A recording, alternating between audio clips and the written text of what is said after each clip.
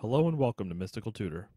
These are a series of 5 to 15-minute classes designed to help improve your knowledge of the rules and policies of the Magic the Gathering Judge program. This lesson will be a quick and dirty guide to casting a spell, which involves going through the steps. These steps will be broken down into more detail in subsequent lessons. There are 7 steps to successfully casting a spell: announcing the spell, choosing modes, choosing targets, dividing or distributing effects, determining total cost, activating mana abilities, and paying cost.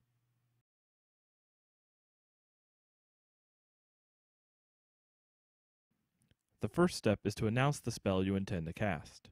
It is moved from whatever zone it is in currently to the stack. Usually spells are cast from the hand, but some cards allow you to cast spells from different zones, such as the graveyard, library, or exile. In the commander variant, you can cast your commander from the command zone.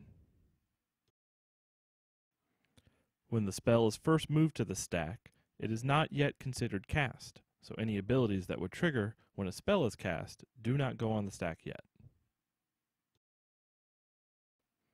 The next step in casting a spell is to make choices. There are a number of different choices a player may have to make while casting a spell. If the spell is modal, such as Kolaghan's Command or Simic Charm, then the player can choose the appropriate number of modes. If the spell has any alternative cost, such as Force of Will or the abilities Dash or Flashback, then the player decides if they intend to pay them. If the spell has any additional cost, such as Silumgar's Scorn or the ability Kicker, then the player decides if they intend to pay them as well. If the spell has a variable cost, like the X in the mana cost of Sphinx's Revelation or Crater's Claws, the player determines the value of X. If the spell has choices in the mana cost, such as Hybrid Mana in Deathrite Shaman, or Phyrexian Mana in Dismember, the player announces which mana they intend to pay.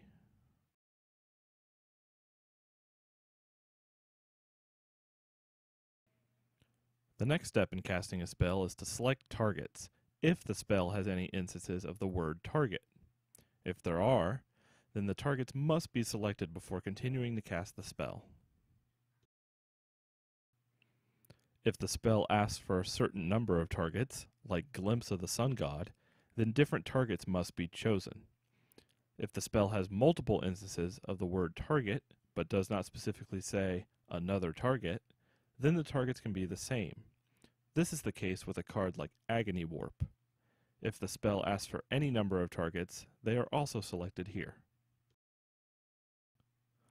We choose modes before targets because sometimes the number of targets is dependent on the modes chosen. For example, if you choose the first and third mode on Cryptic Command, you only have one target. But if you choose the first and second mode on Cryptic Command, you now have 2 targets.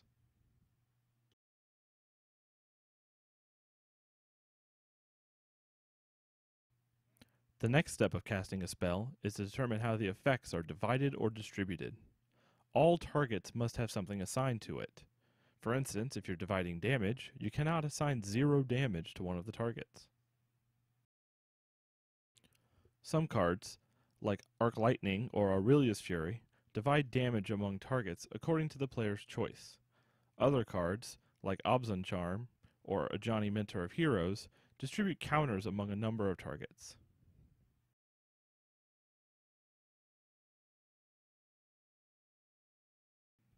Next, the total cost of a spell is determined. Some spells or abilities either add to or subtract from the initial cost of a spell. First, we apply any cost additions, such as Thalia, Guardian of Thraben, and Icefall Regent.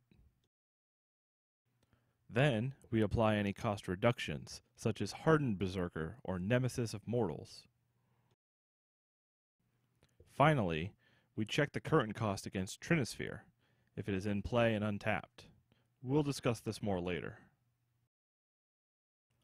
Once the total cost of a spell is determined, it is locked in and cannot be changed.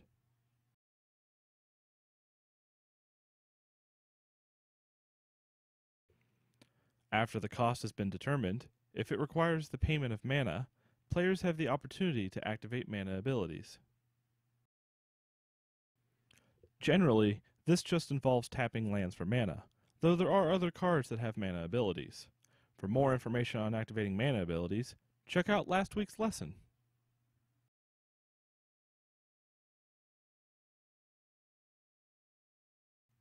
At this point in casting a spell, all that is left to do is pay the cost of the spell. Players are able to pay cost in any order they wish. This is mostly relevant for cards that have additional cost that are not mana related, like Tormenting Voice. In addition to paying mana, some spells allow you to pay the cost by doing something else. Cards that have Convoke, like Chord of Calling, allow you to tap creatures to pay towards the cost. Other cards that have Delve, like Gurmag Angler, allow you to exile cards from your graveyard to help with paying. With some cards, like Momentous Fall and Ribbons of Night, the choices made while paying costs can actually alter the effect of the spell. Once all costs have been paid, the spell is officially cast. If any abilities triggered during the casting of the spell, like Mana Barbs, or triggered when the spell is cast, like Dragon's Claw, they now go on the stack above the spell.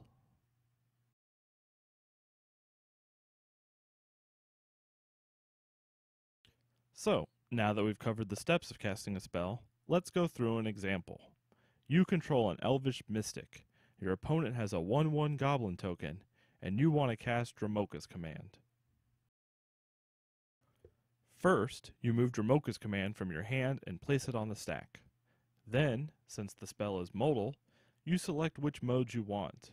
In this example, you'll select the third and fourth modes to place a +1/+1 counter on a creature, then have one of your creatures fight an opponent's creature. Once the mode is chosen, you have to select targets. By selecting the third and fourth modes, there are 3 targets to select. For the third mode, you target your Elvish Mystic. For the fourth mode, you again target your Elvish Mystic, and you also target your opponent's Goblin token. Since the word target is listed multiple times, you can target your Elvish Mystic more than once. Since there is no damage being divided or counters being distributed, you can move past this step in casting a spell. Additionally, there are no effects altering the cost of the spell. Thus, the total cost is 1 green mana and 1 white mana. Now knowing how much it will cost to cast Dromoka's Command, you tap your plains to produce white mana, and you tap your Elvish Mystic to activate its mana ability and add 1 green mana to the mana pool.